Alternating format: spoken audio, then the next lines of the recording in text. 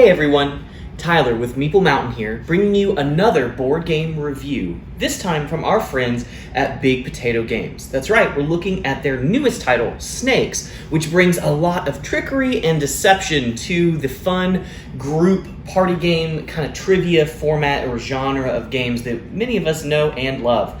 So to first off, I guess, address the new elephant in the room, I have moved. So we have a new setup, a new game table, kind of a new layout. We're still getting settled in, as you can tell, and so things might be shifting and changing, so I do apologize if the quality of the video is a little different than you guys are used to in my older videos, but I hope you like it, and I'm really excited about this table, and I hope it kind of elevates the experience across the board for all the things that we're going to do moving forward. So anyway, with that out of the way, we're excited to show you Snakes. Now, you guys might know Big Potato Games from their previous title, like Chameleon, which was a really fun, bluffing, kind of trickery-based trivia party game. Snakes kind of follows in those footsteps, but really differentiates itself from its predecessor, and we're excited to show you what it brings to the table and how much fun your group can have trying to find the right answer and trying to trick other players into getting the wrong answer. So, without further ado, let's go ahead and jump in, get to the table, and learn how to play Snakes.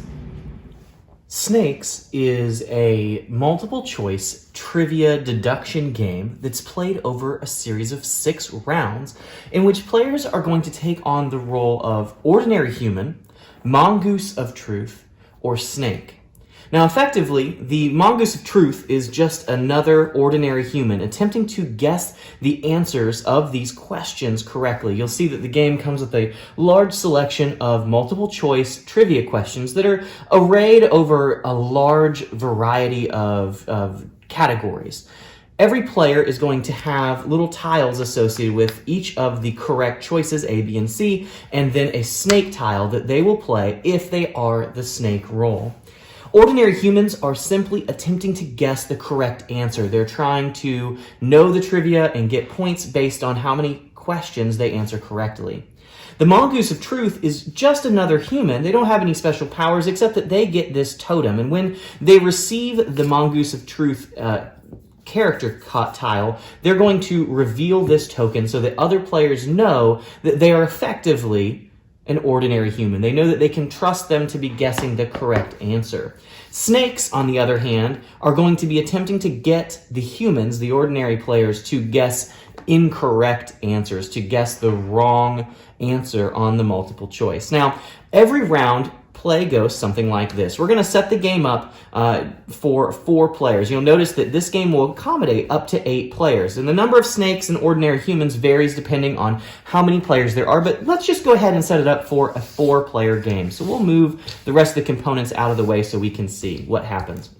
Now, in a 4-player game, these character tiles are going to be shuffled, and they're going to be randomly dealt to each player. Each player will secretly look at their tile, except for the mongoose of truth, who will reveal their tile and take the totem associated with it, showcasing that they are, in fact, the mongoose of truth. So we know that this player will be trying to guess the question correctly.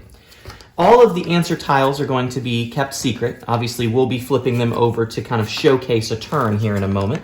But effectively, all of these will be kept secret, and all of the players will be guessing the answer to the question. So let's say we went with this question here.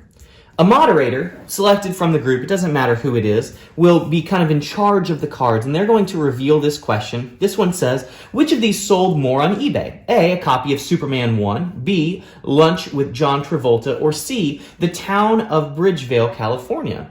So what's going to happen is everyone's going to close their eyes, and the moderator is going to say, all right, snakes, open your eyes. Every player who is a snake, which we know in this setup are these 2 bottom players here, are going to open their eyes while the players, the humans, the mongoose of truth, and this ordinary human here will keep their eyes closed. The moderator will flip this card over. We'll see that the correct answer is C.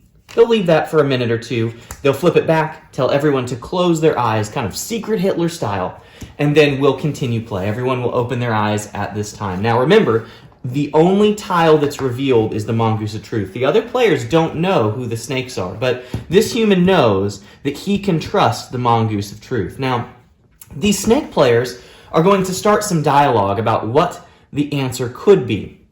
The table is allowed to have open discussion at this time. Now, they know that the answer is C, but these snake players want to make sure that the mongoose of truth and the human don't guess C, because they get a point for every incorrect answer that the human players get, and points, of course, are how you win. So there's going to be some open tabletop dialogue. Players are going to talk. The mongoose of truth might say, well, we know I'm the mongoose of truth, and I'm pretty sure that this answer is C. I'm pretty sure it's C. That's what I'm going to go with, and we know that you can trust me, so I'm going to go with C. So they're going to secretly, perhaps, select the answer C, and they're going to place it in front of them. Say, this is the answer. I know that it's C. The human player may say, oh yeah, that makes sense. That sounds good. And the snake players may say, no, I'm pretty sure it's A, guys. I'm pretty sure it's A. Now, keep in mind, when you're a snake, you always have to use the snake tiles. You don't actually get to guess, but they still put an answer tile in front of them. So each of the snake players are going to, of course, put this up, and the other snake player may agree and say, oh yeah, no, it's A, it's Superman. It was a big margin that Superman sold the most on eBay. They're going to put their answers forward. Now, this human doesn't know really what to do. He's like, well, man, two players are saying that it's A, but the mongoose of truth says it's C, and I know I can trust him, so I'm going to go, I don't know, maybe I'm going to go on my own and go with B. I'm going to do my own thing, and we're going to do that. So once all the answer tiles are in place, everyone feels like they're set, we're going to reveal all of the tiles, and we're going to see what happens. We're going to say, okay, we've got a B, we've got a C, and there's our snakes. Okay, I knew it. I knew I couldn't trust you guys. And they're going to flip this over, and they're going to say, oh, it's C. Okay. So this is the end of round one, and we're going to do scoring. The mongoose of truth was correct, so he's going to get a point because he guessed the correct title. Unfortunately, this ordinary human here was incorrect. He guessed B, he went rogue, did his own thing, was wrong, so he doesn't get anything. He doesn't get any points. But the snakes each get 1 point because one human guessed incorrectly. They guessed B. So that is going to be the turn. That's going to be round one. We'd score everything on this handy-dandy note tracker here. Everybody's going to get their points. We're going to throw that off to the side, and we're going to take our answer tiles back. We're going to put this in the discard, and we're going to shuffle up the character card. So now whoever was a snake, whoever was the mongoose, all of that's going to change, and we're going to divvy those back out, and we're going to start round two. And the game will continue like this for 6 rounds, and at that point, we'll tally up the total number of points that every player has, and whoever has the most point is the victor. Games play really quickly. You could chew through a game of this in 15 or 20 minutes if your crew is smaller and dialogue is light. This could take up 30 minutes, 40 minutes if you had a crew of 8 and everybody's really engaged. But the nice thing about this is that you can play multiple games really quickly, and every round stays nice and fresh as alliances change and who you can trust changes, because here, watch it be the same. Yeah, of course, that's my luck. We could say it's something like this, and now the mongoose is over here. A guy who was a snake before is now getting to be the purveyor of truth and justice in the table. And so alliances will always shift, and what you're trying to accomplish will change, and it's always a nice, fun way to keep things fresh. And that is how you play snakes. And that, in a nutshell, is how you play snakes. But what did I think of it? Well, as always, I'm so glad you guys asked. Snakes is really fun. In my time getting it to the table, I really enjoyed how quick and easy this game is to teach. You can teach this to anyone of any skill level, and it's going to be easy to pick up. There's not going to be that dichotomy of someone who's a really good gamer is just going to crush someone who's maybe newer to board games or learning the hobby because of some nuanced skill that's necessary for the game. This is light. This game is entry level. It's a great way to teach kind of that hidden trader mechanic, those hidden agenda roles genre to new gamers, and I really appreciated that. I liked that regardless of your skill cap, this game is a lot of fun. You're always shifting alliances and shifting what your role is, and if you guys have watched my reviews and know me a little bit, you probably know that I really enjoyed being the snake.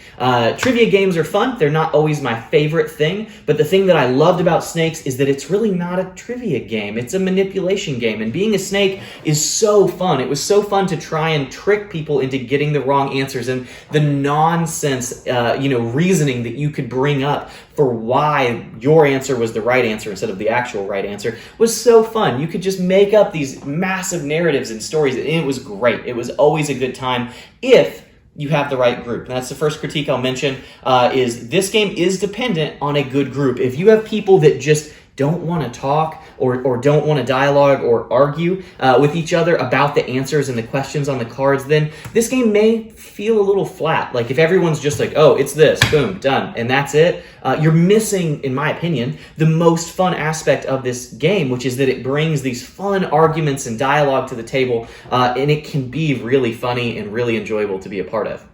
The second note that I'll make is I love that Snakes accommodate such a wide range of players. It'll sit 4 to 8. That's awesome. If you guys play with your gaming group and have the same problems I do, sometimes you'll be like, all right, we're playing with 5 people and we're ready to go and we're playing this game on this date, we're set. And you show up and it actually happens that your buddy Brad can join too, and now you're at 6. And you're like, shucks. Now all the games we wanted to play are out because we have 6. What do we do? Maybe you haven't had that problem. I have that a lot, where you need to pivot and you have to kind of go to that higher tier player count board game category, and it's hard sometimes.